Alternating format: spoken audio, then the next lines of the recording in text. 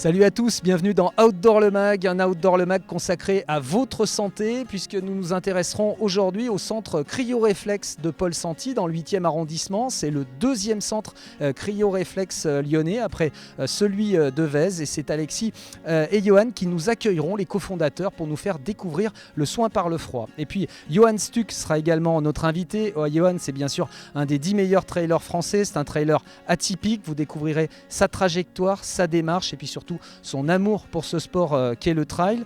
Outdoor le Mag, vous le savez également, c'est un maximum d'images. Ce sera l'occasion pour nous de nous replonger dans les foulées de Villeurbanne qui ont rassemblé ce 19 mars près de 4000 coureurs. On parle là de course sur route. Et puis on aura également un teaser du LUT, le Lyon Urban Trail. Ce sera le 1er avril. Mais on commence tout de suite cet Outdoor le Mag à la découverte de la cryothérapie.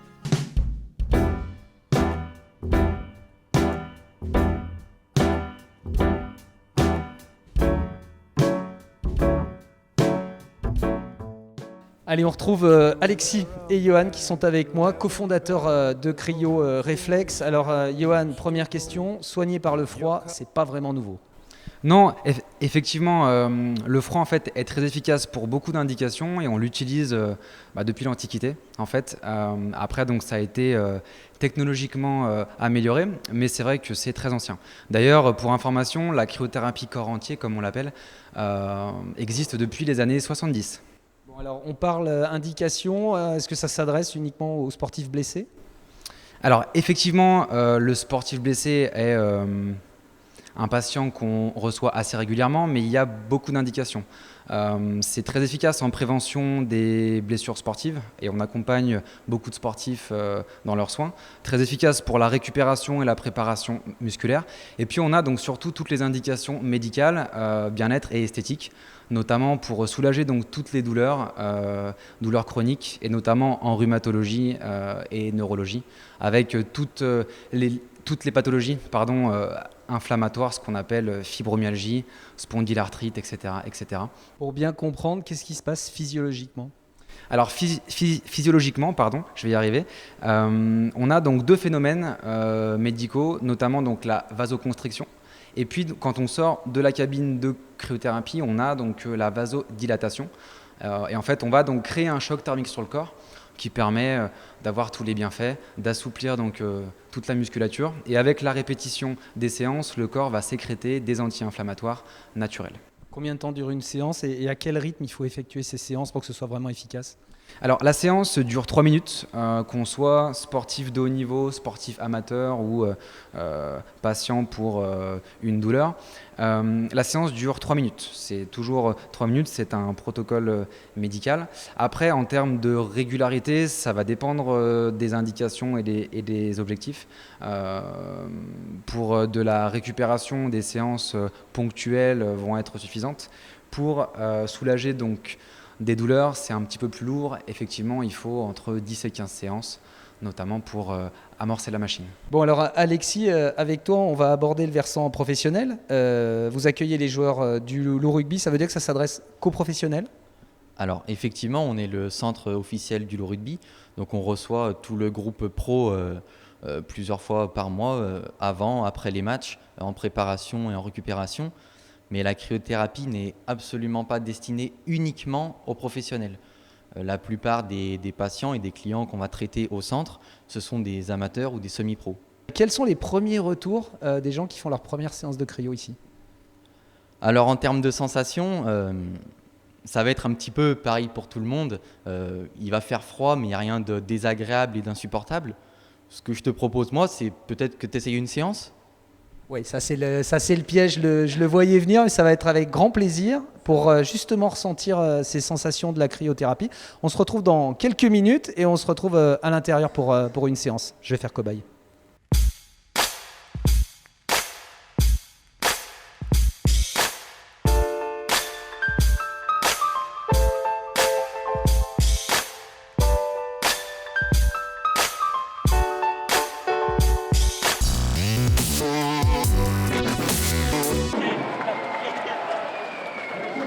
« 4000, c'est le nombre de participants hier à la 26e édition des foulées de Villeurbanne. Le temps était pas trop mal, on aurait aimé du soleil. Le parcours, il y a des petits virages un peu durs, mais sympa sinon, très bien. Et c'est sympa, c'est dépaysant, ça permet de voir une petite variable de Villeurbanne qu'on n'a pas d'habitude, quoi, côté nature. Du côté des féminines, le 10 km a été remporté par la chambérienne Laura Miclou en 34 minutes et 31 secondes. Très bien, parce que je bats pas mon record, mais je suis pas loin de mon record et je suis très satisfaite de ma course.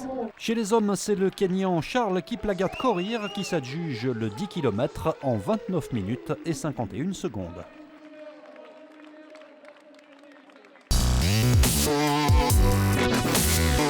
Retour au centre Cryo-Réflexe avec Johan Stuck qui a accepté notre invitation. Merci avant tout Johan pour ta disponibilité. Johan, tu fais 2 fois deuxième de l'Eco-Trail de Paris. Tu gagnes les Wings for Life. Juste un petit mot sur les Wings for Life et le concept des Wings for Life. C'est un concept assez particulier. En gros, c'est une course qui est donnée dans 35 pays en même temps. Donc chacun joue en fonction du fuseau horaire. Donc il y en a qui courent de jour, d'autres de nuit.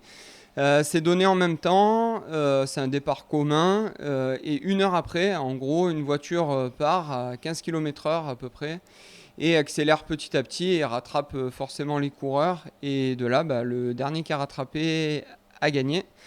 Et du coup, c'est dans 35 pays en même temps. Donc après, il y a une bataille entre chaque pays. C'est assez marrant. Puis après, en gros, la course se choisit en fonction du dénivelé sur la course. Voilà. Moi, je suis parti en Norvège l'année dernière. Comme je suis coureur de trail, je préférais un petit peu le profil là, avec pas mal de relances, des petites bosses et tout. Donc voilà, j'ai vachement apprécié le principe. Et surtout, en fait, l'intégralité de ce que gagne chaque course est reversée pour une bonne cause pour la recherche de la moelle osseuse. Voilà, c'est super bien. C'est vrai que le concept est original et en plus c'est caritatif et c'est pour une bonne cause. Un petit mot sur ta trajectoire personnelle, Johan. En 2010, je vais me permettre, tu étais plutôt l'enduriste du bar qu'un vrai trailer. Ouais, je faisais beaucoup de up and down avec le coude. Donc ouais, j'ai changé. En fait, ma vie n'a pas changé parce que moi je vis avec ça et je regrette pas du tout ce que j'ai fait. Au contraire, voilà, j'ai appris certaines choses, j'ai appris à me calmer et j'ai appris à me découvrir. Donc voilà, c'est une belle expérience quand même. Maintenant, c'est différent, c'est une autre expérience et c'est une expérience par contre plus à partager. Une expérience à partager, mais néanmoins un entraînement avec un rythme régulier. C'est quoi ta fréquence d'entraînement, Johan ?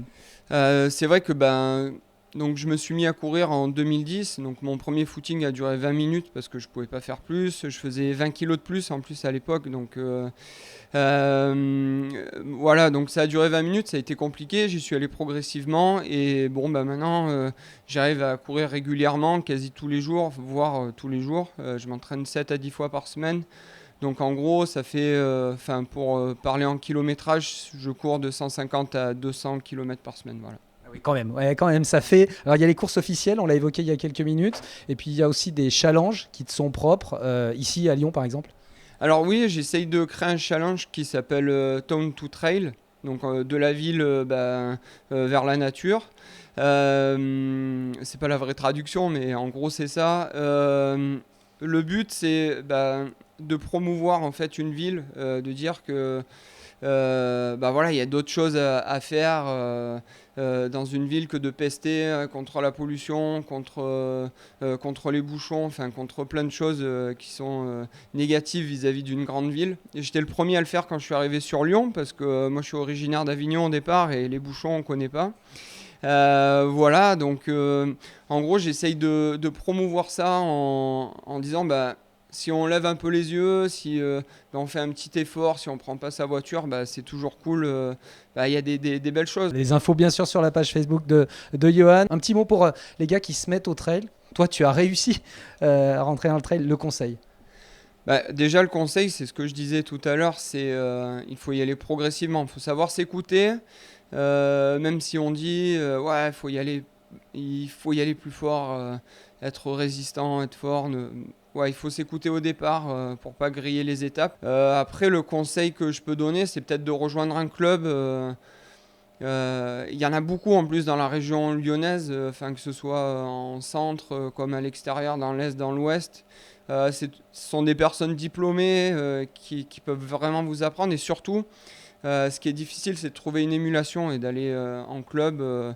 C'est le cas, donc on fait de nouvelles rencontres, des nouveaux partenaires de course. Donc voilà, le premier conseil, c'est rejoindre un club et savoir s'écouter, quoi. Ton programme cette année, Johan, ce sera quoi ? Je voulais faire l'éco-trail, mais du coup, j'ai eu des petits pépins, donc je l'ai pas fait. Le prochain, c'est au mois de mai, début mai, pour le Wings for Life. Donc je remets ça, ce sera à Dubaï cette année. Donc là, il va falloir affronter plus la chaleur que le dénivelé, contrairement à la Norvège. Après, c'est la CCC dans les Alpes, donc Courmayeur, Champé, Chamonix. Donc c'est tout autour du Mont Blanc, c'est 100 km et 6500 de D+. Et après, je vais tenter mon premier ultra.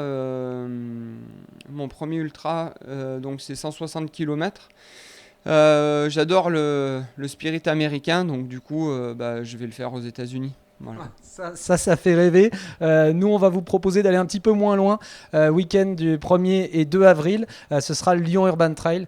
C'est le rendez-vous, bien sûr, incontournable du trail urbain, non seulement à Lyon, mais également en France, bien sûr. On va découvrir le teaser de ce 10e anniversaire du Lyon Urban Trail. Et puis dans Outdoor le Mag, on va faire un petit clin d'œil à Michel Sorine, son créateur, en lui disant « Michel, c'était une super idée, le Lyon Urban Trail ». Merci beaucoup, Yoann.